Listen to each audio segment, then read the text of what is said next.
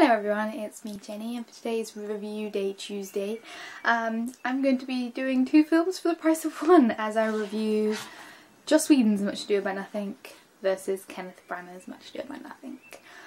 So, the thing that I love about these films is they're very different adaptations of the same story that I love pretty much equally, and I didn't think it would be possible to find a version that I loved more than this version, but this one equalises it. Starting with the thing that both of these do well is atmosphere, and the atmosphere in both these films is very different. This one is a sweeping epic, this one is a modern film noir, and somehow both of them tell the same story but within those very different atmospheres. When it comes to the Kenneth Branagh one, it is very wide, it's very epic, it's got big sweeping landscapes and enormous sets and beautiful crane shots, like the final crane shot out is extraordinary, the opening sequence when they're up on the hills is beautiful, the garden sequences are lovely, it's very lush and Mediterranean and beautiful and summery, while Joss Whedon's Much Ado About Nothing is still summery, but it's black and white, it's all shot within Joss Whedon's house, it's literally his house. So you're limited space, you're limited in terms of angles and all that sort of thing, but it still captures that sort of romantic summer aspect, but in a very different way. The other thing that both these films do extraordinarily well is the chemistry between the characters in all of these, in both of these, is phenomenal. The way that Kenneth Branagh and Emma Thompson relate to each other in this film is amazing, and the way that Amy Acker and Alexis Deniroff, and I did forget their names briefly, react to each other is a very different version of the same relationship, and yet the chemistry between those two hero romantic leads is mind-bogglingly amazing. The fact that when Joss Whedon was writing the Beatrix and Benedict scene post the wedding, post-Hero's rejection wedding, the fact that he was saying he was writing that scene, and as the two actors were performing it, he got the soundtrack to this film in his head. That is amazing to me. The chemistry between the actors in this is just amazing and beautiful. When it comes to what certain films did better and what certain things did worse, the thing that this film did better than this film by far is that this one worked with the police officers a lot more. The police officer characters in this film are the scenes that I skip. And I don't usually skip scenes, but I found the scenes in which the police officers and the investigators were doing their thing so taxing that in this film I will more often than not fast forward those sequences, while in this film with Nathan Fillion playing the lead detective, it is a beautiful parody of grammar in the same sort of way that the princess,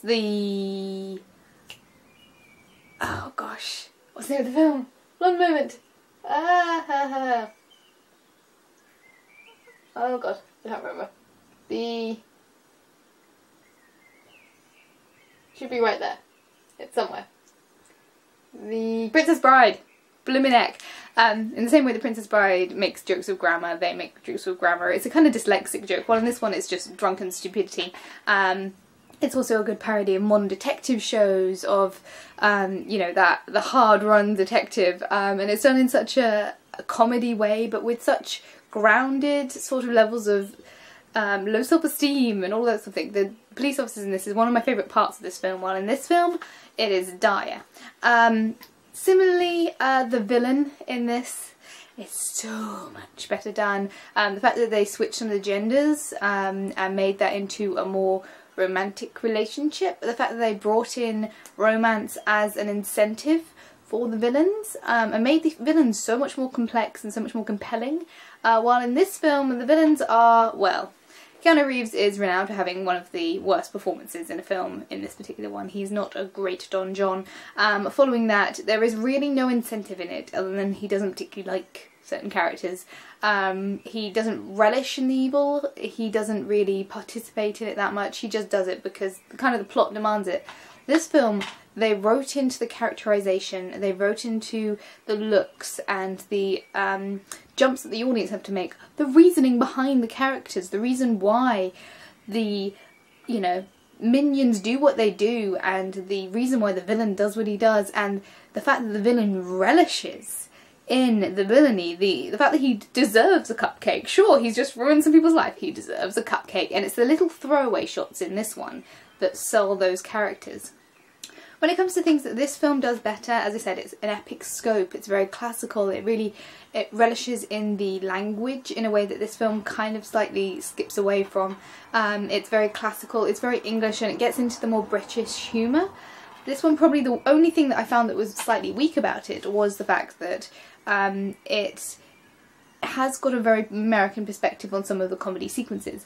Now, for the most part, that's completely and utterly muted by the fact that Joss Whedon has such a great understanding of the story and of the language and of the script and of the characters, but at some points it just felt a little bit too American, a bit too broad. That being said, I love both of these. I've watched this one more just simply because I've had it longer. This one I've watched probably equally amount, and I will probably watch each as equally as I can get. I love both of them. It's my favourite Shakespeare story, As Much Ado About Nothing. I love the characters, I love the concepts that are juggled, and the fact that this one juggles the concepts and adds entire new perspective with the kind of comedy aspects of noir and the darker aspects of noir, and this tells the classic story as it is classically interpreted. Also, if you like to see lots of boobies, the opening sequence is to your taste, while this one is slightly more on the PG side. The other thing that this one flops up slightly is the fact that because it's set in a modern world, even with the noir aspect, even with the classical language, because it's set in a noir world, the hero plotline, the sanctity of virginity, is slightly more difficult to believe, while this one, if you take into the context of the periods and the period and the era that it's set in and the actual, you know, costume pieces and the set pieces, it's slightly easier to buy into that plotline. This plotline, you have to buy into it because that's what the story dictates, but it's slightly harder to be like, she's not a virgin, call the presses. But there we go. Thank you all for watching. Feel free to comment, have you watched either of these? Which one is your favourite and why? I'd love to know. I think the music in both of these is phenomenal, the directing is amazing. They're very, very different ways of telling the same story, and they're both phenomenal. I think both the sets of actors are brilliant, the scoring is brilliant, the comedy is brilliant, and yeah, if in doubt, I love it. Thank you for watching, and I will see you guys all very soon. Bye guys.